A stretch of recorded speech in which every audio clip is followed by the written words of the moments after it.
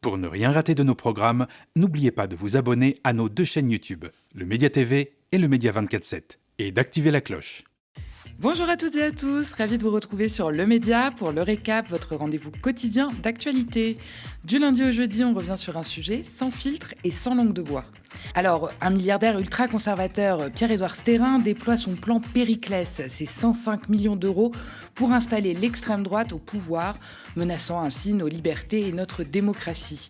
Face à cette offensive, le média lance Riposte, une campagne citoyenne indispensable pour bâtir une chaîne d'infos réellement populaire et indépendante. Notre but, conquérir les réseaux sociaux et la TNT francilienne pour donner enfin une voix puissante aux invisibles, aux opprimés, aux oubliés des médias traditionnels.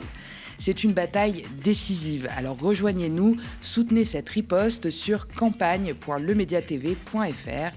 Et maintenant, place au récap, épisode 46, c'est parti. Le PSG a mis une déculottée aux Italiens en finale de la Ligue des Champions samedi soir. 5-0, un score stalinien à ce niveau de la compétition. Forcément, Paris s'est enflammé au coup de sifflet final. Une marée humaine en bleu et rouge a déferlé sur les Champs-Élysées. Les feux d'artifice ont illuminé le ciel de la capitale pendant des heures.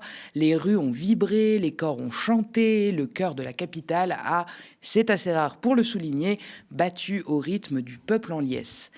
Mais dans ce pays, la liesse populaire est vite perçue comme une menace. Le pouvoir a donc fait ce qu'il sait faire, envoyer les forces de l'ordre et casser l'ambiance. Le match n'était pas terminé que Bruno Retailleau, le ministre de l'Intérieur, avait déjà posé le cadre narratif. Des barbares sont venus dans les rues de Paris pour commettre des délits et provoquer les forces de l'ordre, en opposition avec les vrais supporters qui regardent gentiment le match en buvant une IPA bio dans leur baraque en Vendée.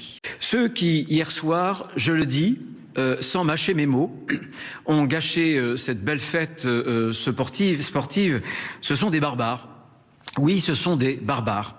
La barbarie, vous voyez, c'est quand tout devient prétexte à la violence. La barbarie, c'est quand tout devient prétexte au plaisir, au désir désinhibé de la destruction et du pillage. Oui, c'est cela la barbarie. Comme le dit le dictionnaire, c'est quand on est décivilisé. C'est un manque de civilisation. Et cette fabrique de barbares, malheureusement, qu'on a vu déferler hier sur Paris, mais aussi malheureusement sur tout le territoire français, je pense à des villes aussi moyennes, cette fabrique de barbares a été engendrée par une société qui, pendant des décennies, a déconstruit tous les cadres communs qui permettent à une société de tenir debout, tous les piliers qui sont les piliers porteurs d'une civilisation. Je pense notamment à la notion d'autorité qui a été déconstruite. Je pense à la notion même de respect entre des êtres humains. Je pense aussi à la notion de hiérarchie pour que chacun puisse garder sa place et respecter l'autre. Ce sont ces cadres qui ont été ébranlés. Ce sont ces piliers qui ont été les uns après les autres déconstruits. Et tout cela débouche sur cette hyper-violence et sur cette barbarie. Évidemment, l'emploi du mot barbare n'a pas manqué de faire réagir, notamment à gauche. C'est une terminologie volontairement radicale et partagée avec l'extrême droite que Retailleau emploie à l'envi ces derniers mois. Il l'avait utilisée lorsqu'un lycéen de Nantes, interné en psychiatrie depuis, avait poignardé plusieurs de ses camarades en avril. Le ministre avait dégainé la punchline « fabrique des barbares ». Pour lui, c'est simple, si ça pète, c'est parce qu'on a trop déconstruit l'autorité et laissé place au laxisme généralisé. Voilà comment on explique la violence aujourd'hui. Pas besoin de chercher plus loin. Les sociologues, vous pouvez vous rhabiller. Bruno a la solution. Un bon gros tour de vis autoritaire, comme il en a le secret.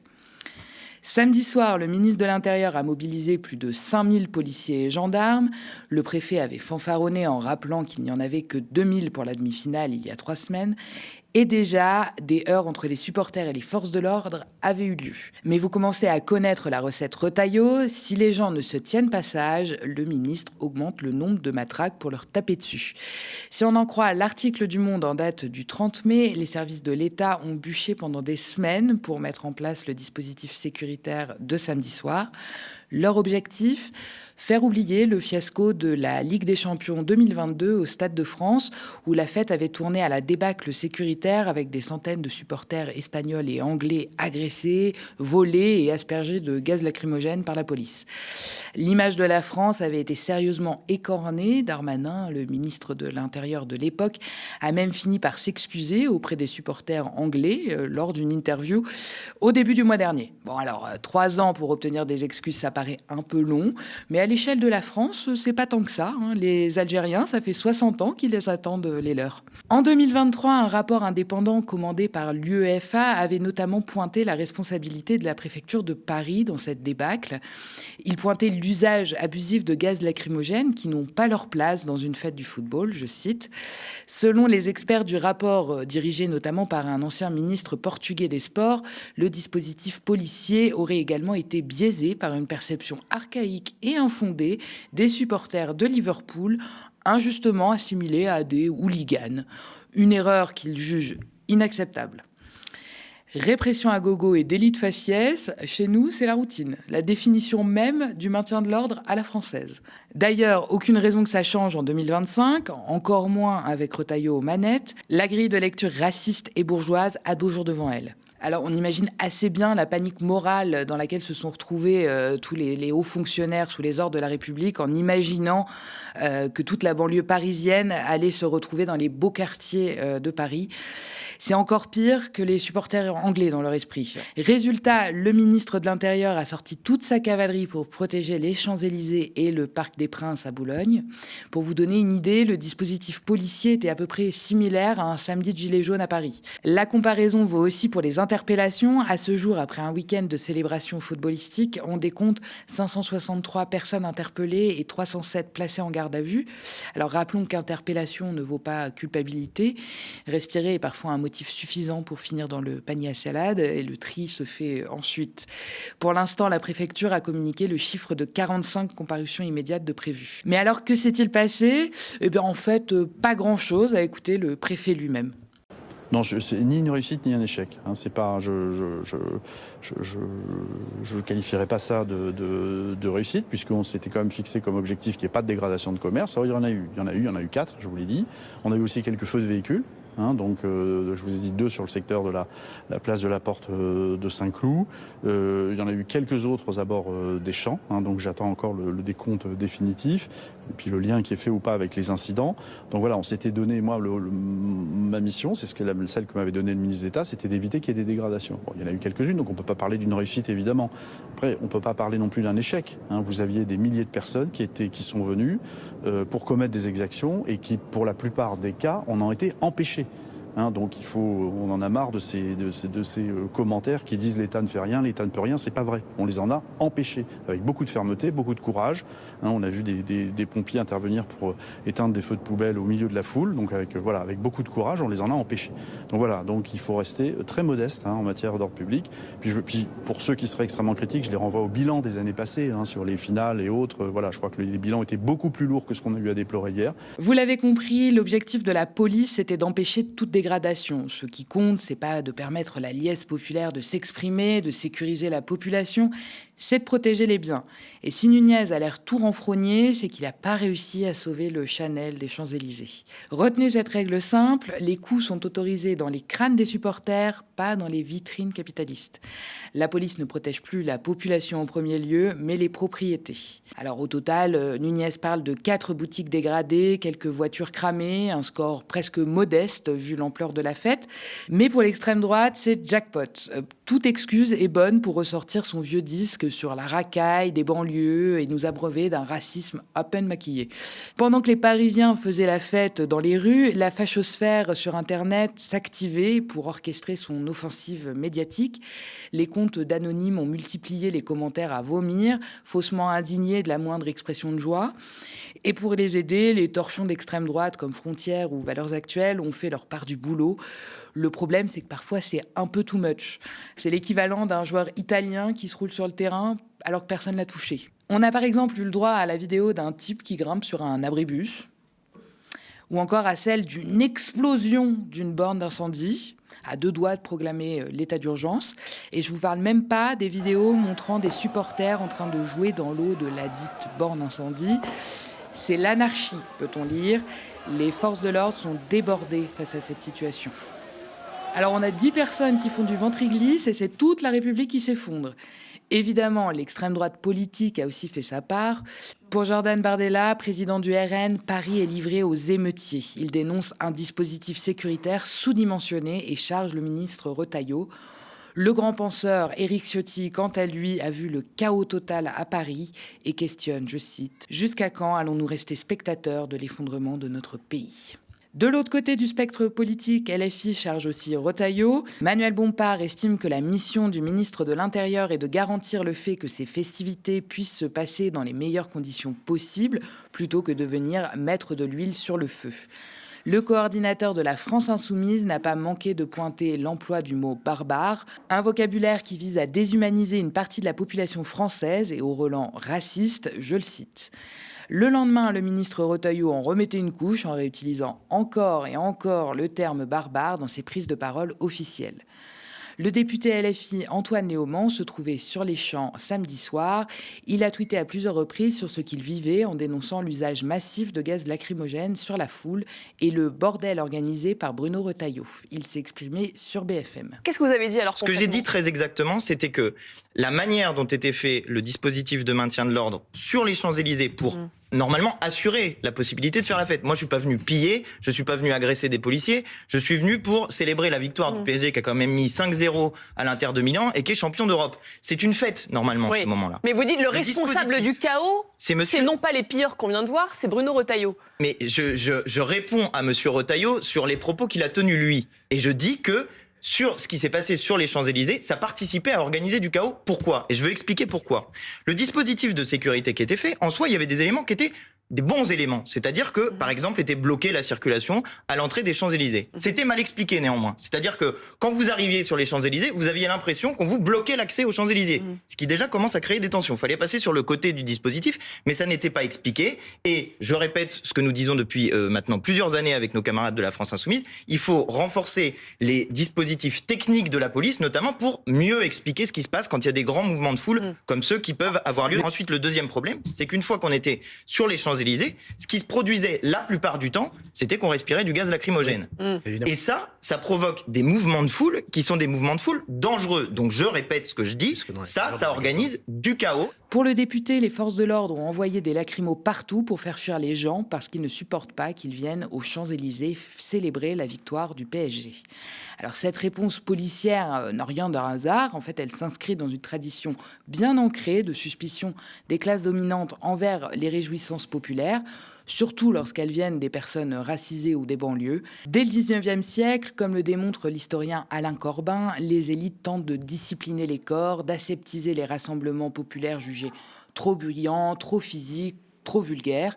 La fête populaire, par sa liberté, son désordre et son intensité corporelle, heurte les normes de la civilité bourgeoise et perturbe, ne serait-ce qu'un instant, l'ordre social établi.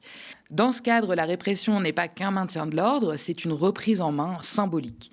C'est rappeler que les Champs-Élysées, vitrines du pouvoir et du tourisme, ne sont pas destinés à ceux qui ne rentrent pas dans les clous de la France bourgeoise. Quand les jeunes des quartiers populaires investissent ce décor central, en masse, avec bruit, fierté et euphorie, leur simple présence devient politique et pour certains, c'est insupportable. La violence d'État, dans ces moments, vise à contenir une puissance collective jugée illégitime. À ceux qui diront que si la foule en liesse était bien disciplinée, elle ne serait pas réprimée, rien n'est moins sûr.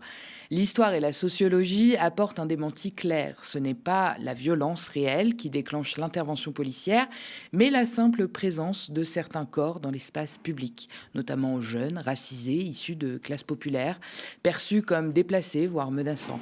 Comme l'ont montré Didier Fassin et Fabien Jobard, le maintien de l'ordre en France repose sur une logique préventive fondée sur l'anticipation d'un désordre supposé et profondément discriminant.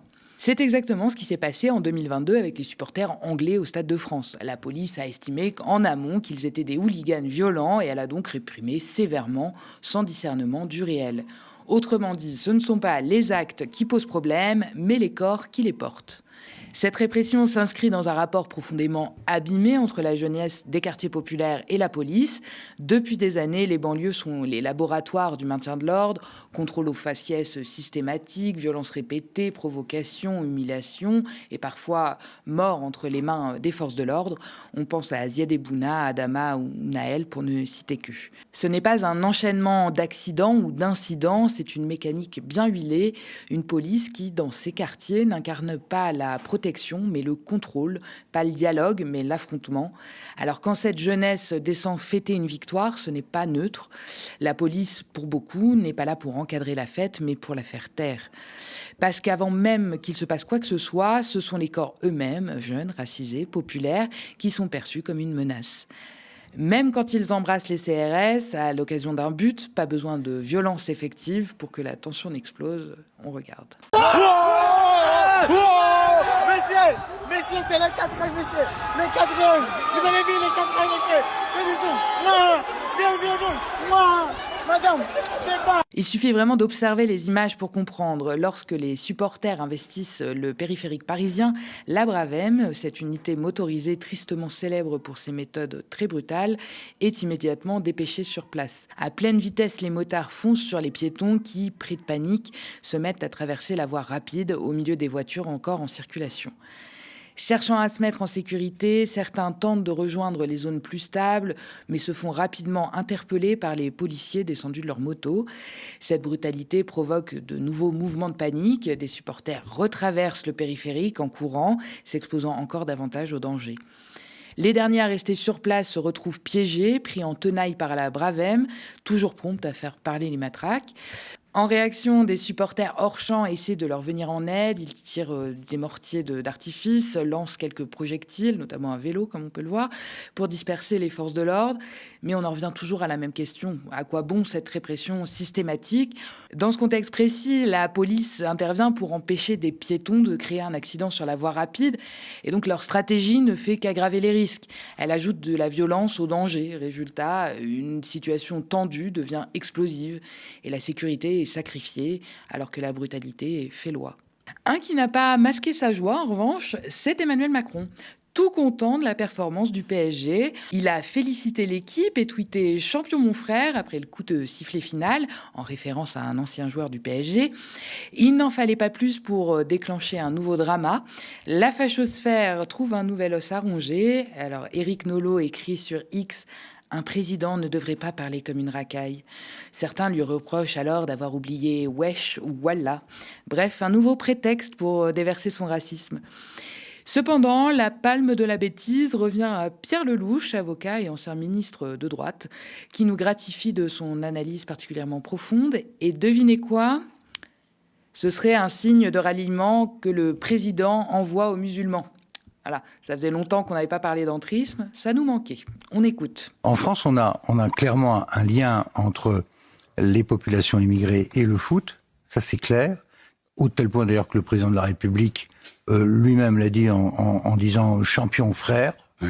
Frère, c'est pas un terme républicain. Républicain, c'est citoyen.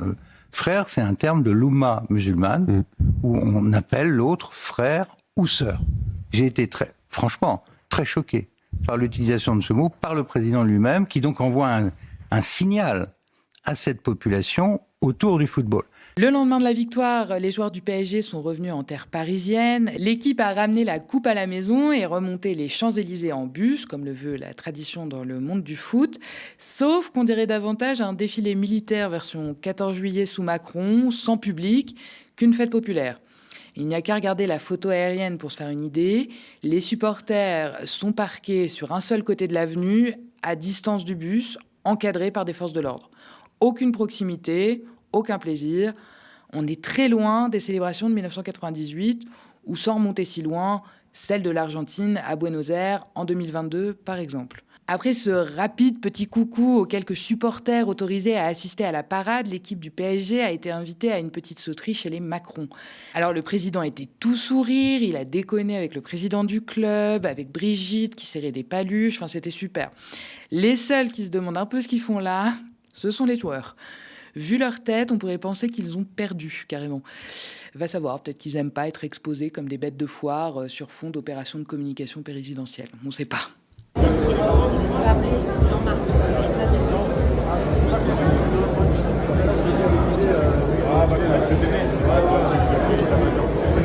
Alors samedi soir, c'était pas seulement la victoire du PSG, c'était aussi la preuve qu'en France, la fête populaire est acceptée seulement quand elle est calme, blanche et sage. Quand elle est bruyante, jeune, racisée, elle devient suspecte, réprimée, stigmatisée. Depuis toujours, fête et débordement vont ensemble, mais quand ça vient des bons quartiers, c'est juste un excès, pas une menace. Ce qui dérange, c'est qui fait la fête, pas la fête elle-même. Alors on transforme la joie en danger, la foule en ennemi, la fête est politique. La fête, c'est prendre de la place, c'est bousculer l'ordre, c'est être libre. Et si c'est ça être barbare, alors oui, soyons barbares. Samedi soir, un homme d'origine tunisienne a été tué par balle à Puget-sur-Argence, dans le Var. L'auteur présumé des faits serait son voisin qui avait diffusé avant et après son passage à l'acte 2 vidéos sur son compte d'un réseau social au contenu raciste et haineux. Dans l'une de ses publications, il aurait notamment annoncé son intention de tuer des étrangers et aurait rendu hommage à Jean-Marie Le Pen, le fondateur du FN. Le suspect aurait également blessé un autre homme de nationalité turque qui est encore à l'hôpital. Le président de SOS Racisme affirme que ce double crime n'est pas un coup de tonnerre dans un ciel bleu, il est le résultat d'un travail minutieux du camp du racisme. La bataille de l'antiracisme a besoin que chacune et chacun s'y investisse, écrit-il. Ce lundi, le parquet antiterroriste a annoncé se saisir de l'enquête. On poursuit avec le reste de l'actualité nationale, mis en image et raconté par Baptiste Lépiné. On commence par l'actualité politique française et la proposition de loi contre la fast fashion qui est arrivée au Sénat aujourd'hui.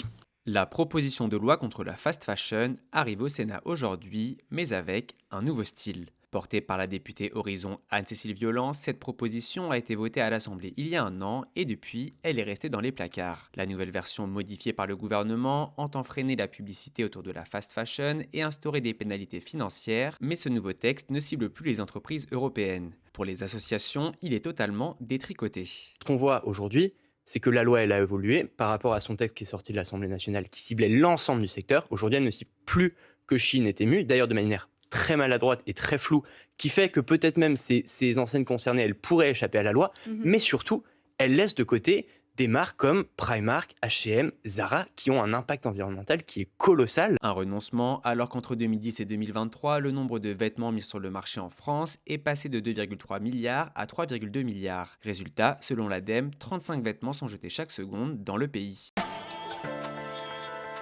Actualité internationale désormais, on revient d'abord sur la situation humanitaire à Gaza.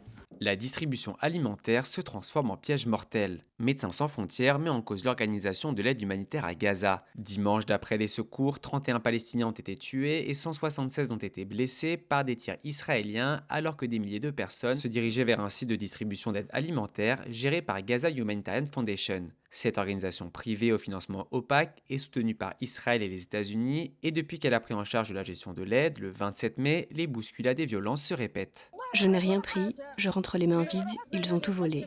Il n'y a pas d'organisation. Honte à eux. Nous n'en sommes jamais arrivés là auparavant. Pourquoi cela se produit-il?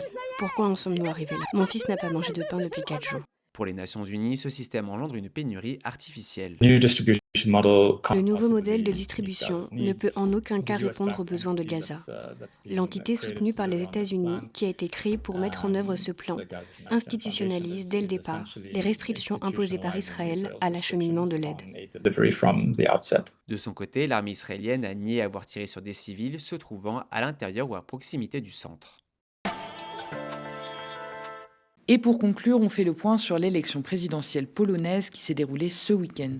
Nouvelle victoire des nationalistes en Europe. Karol Nawrocki a remporté hier l'élection présidentielle en Pologne avec 50,89% des voix, juste devant le candidat pro-européen et maire de Varsovie. Ce professeur d'histoire de 42 ans ne cache pas son admiration pour Donald Trump et ses idées réactionnaires.